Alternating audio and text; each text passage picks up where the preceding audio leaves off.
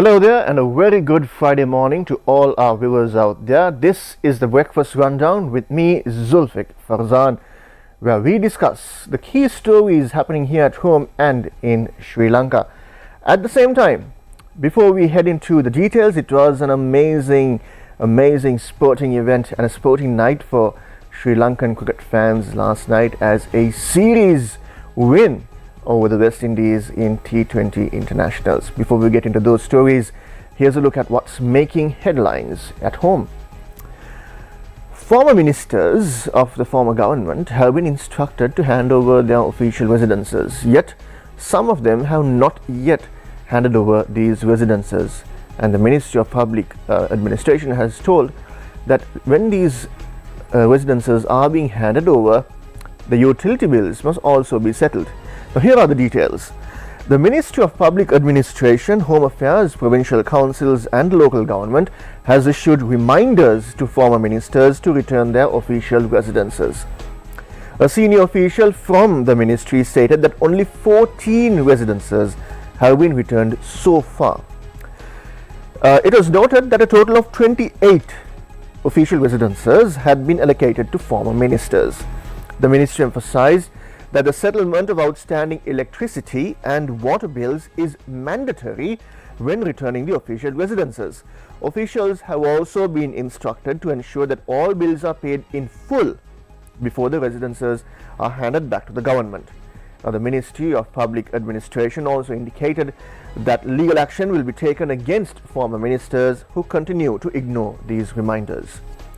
Now, at the same time, the elections for the postal voting elections for the Alpitiya Pradeshya Sabha is taking place today as well. The additional day for marking postal votes in the Alpitiya Pradeshya Sabha election is taking place today. Galle District Assistant Election Commissioner WHR Vijay Kumar said government employees who were unable to mark their postal votes on the 14th of October have the opportunity to do so today.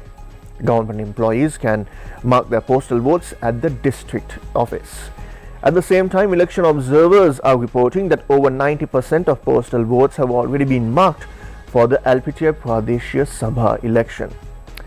WHR Vijay Kumar, who is also the Galle District Assistant Election Commissioner, mentioned that 8 recognized political parties and 1 independent group submitted nominations for the election.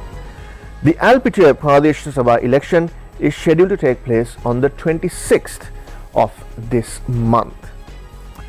Now, just a reminder that on the 14th of November is the day Sri Lankans will once again head to polls for the second time this year, and this time around it's for the parliamentary election. Now, the nomination process is also over, and right now what we are expecting is the election on the 14th of November. Moving on to some other local stories. This is regarding online scams. Now, before we get into this story, I would like to tell you another story that is about Sri Lankans being lured overseas on the pretext of receiving lucrative jobs in the IT sector. Now, we at Newsfirst were at the forefront of reporting how Sri Lankans were duped and taken to Thailand and then over the border into Myanmar, where they were forced to work in cyber crime camps in the Miyawadi region. Now, several of them managed to return back to Sri Lanka, but there are a few more still held in those camps. While those incidents are happening in Myanmar, in the Miyawadi region, in Sri Lanka as well, in recent weeks, Sri Lankan authorities cracked down on illegal online operations, arresting more than 400 foreign nationals in the country for the possession of countless amounts of mobile phones, laptops and other devices that were used to commit online scams. At the same time, the Computer Emergency Response Team, or CERT, has issued a new warning about a scam involving fraudulent messages being sent out to the general public claiming that the government of Sri Lanka is providing financial grants.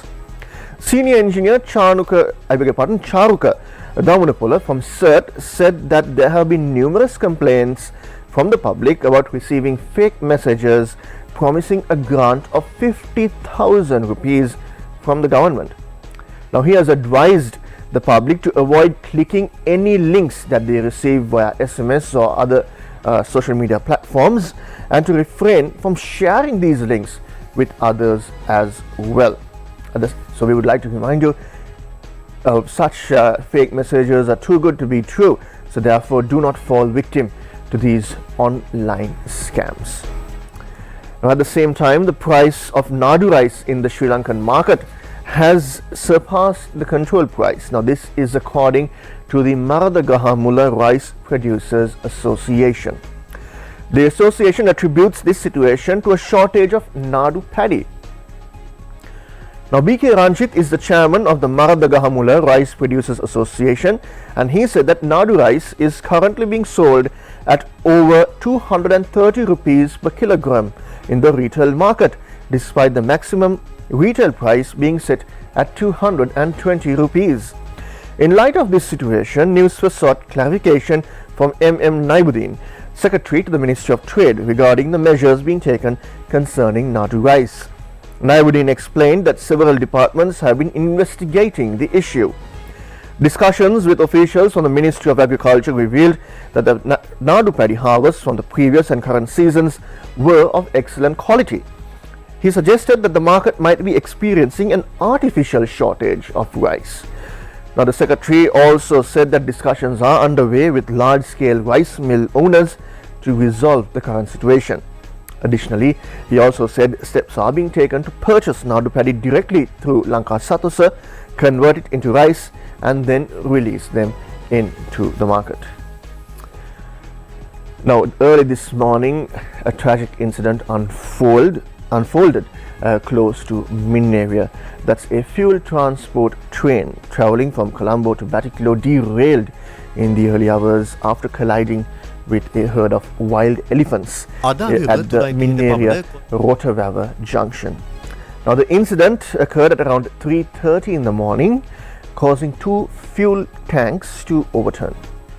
Tragically, 2 elephants were killed in the collision and 2 more were critically injured, according to our correspondent. The derailment had caused significant damage to the railway tracks as well. As a result, the Meenagaya Express train from Batticaloa had to be halted at Polonnaruwa.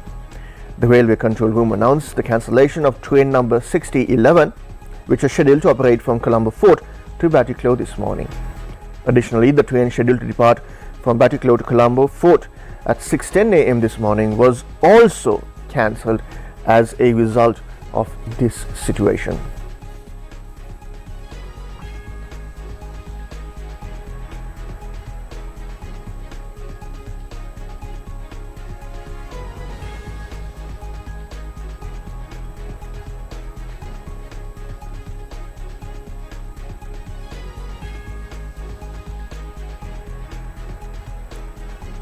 Next week, the International Monetary Fund and World Bank Group annual meetings will kick off in Washington, D.C. at the IMF head offices. Sri Lanka's debt restructuring will also be a point of discussion at these meetings, and very recently, Sri Lanka's new cabinet spokesperson, Minister Vijitha Herath, also disclosed that a set of Sri Lankan officials will be heading for these meetings to discuss the final steps with regard to the debt restructuring efforts of Sri Lanka's external debt. IMF Managing Director Kristalina Georgieva has highlighted the importance of global finance ministers and central bank governors gathering to assess the current economic landscape and strategize for the future. Now, she was speaking at the curtain raiser ahead of the IMF and World Bank annual meetings. Georgieva noted that global inflation wave is receding thanks to decisive monetary policy actions, easing supply chain constraints and moderating food and energy prices. Now, the upcoming IMF and World Bank Group meetings are expected to focus on positive trends and also explore further measures to sustain economic recovery and stability. Let's have a listen to some of the comments made by Kristalina Georgieva in Washington last evening. First, we will cherish the good news, and rightly so. because we haven't had much of it lately. The big global inflation wave is in retreat. A combination of resolute monetary policy action, easing supply chain constraints, and moderating food and energy prices is guiding us back in the direction of price stability. And this has been done without tipping the global economy into recession and large-scale job losses, something we saw during the pandemic and after past inflation episodes, and which many feared we would see again. But we didn't. Medium-term growth is forecast to be lackluster, not sharply lower than pre-pandemic, but far from good enough. Not enough to eradicate world poverty, nor to create the number of jobs we require, nor to generate the tax revenues that governments need to service heavy debt loads, while attending to vast investment needs, including for the green transition. Going forward, trade will not be the same engine of growth as before. It is the fracturing I warned of back in 2019, right from this very place. Except it is worse. It is like pouring cold water on already lukewarm world economy. My appeal during these annual meetings will be, let's work together in an enlightened way to lift our collective prospects. Let us not take the global tensions as given, but rather resolve to work to lower the geopolitical temperature and attend to the tasks that can only be tackled together. Trade, which has lowered prices, improved quality, created jobs, and is still showing remarkable resilience in the face of new barriers, often flowing around them via third countries. But we need to recognize redirection can only take us that far, and we cannot assume it will continue indefinitely. Well, he was Israel's most wanted man. But after a year-long hunt, the Israeli military says that it has killed Hamas leader Yahya Sinar, the man accused of masterminding the October 7th attacks on southern Israel. Israeli authorities said he was killed on Wednesday in a chance encounter in Rafah in southern Gaza. The slain Hamas leader's body was identified using DNA testing. There has been no comment from Hamas on Sinwar, who succeeded Hamas's Ismail Haniyeh after his assassination by Israel in July. Israel Prime Minister Benjamin Netanyahu says Israel has settled its account with Sinwar, but the war is not yet over. US President Joe Biden said Sinwar's death marks a moment of relief for Israelis while providing the opportunity for a day after in Gaza without the group in power. At the same time, it must be noted, according to international media Al Jazeera, one of its cameramen, Fadi al-Wahidi, who was hit by an Israeli sniper in Gaza this month, is still in a coma and has not yet been allowed by Israel to leave the enclave for urgent medical treatment. The Palestinian journalist was shot in the neck as he reported on the Israeli ground invasion of the Jabalia refugee camp in northern Gaza, while wearing protective gear that clearly identified him as a member of the press. Now, at the beginning of this morning's program, I mentioned that it was an exciting night for Sri Lankan cricket fans following a series win over the West Indies. Kusal Mendis and Kusal Pereira scored half centuries to guide Sri Lanka to a 9-wicket win in the third and final 2020 international and clinched their first ever series victory over the West Indies on Thursday. Sri Lanka scored 166 for just 1 wicket with 2 overs to spare after the tourists put up 162 runs for the loss of 8 at the Rangiri Dambulla International Stadium. Now, Rohan Powell, the West Indies captain, won the toss and elected to bat first. Udakesh Moti scored 32 and West Indies scoring rate, hitting 3 sixes and a boundary.